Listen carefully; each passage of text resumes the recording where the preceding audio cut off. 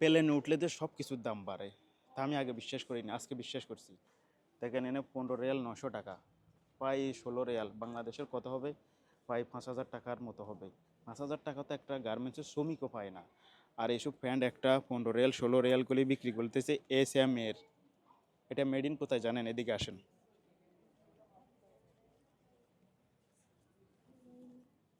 A made in Bangladesh.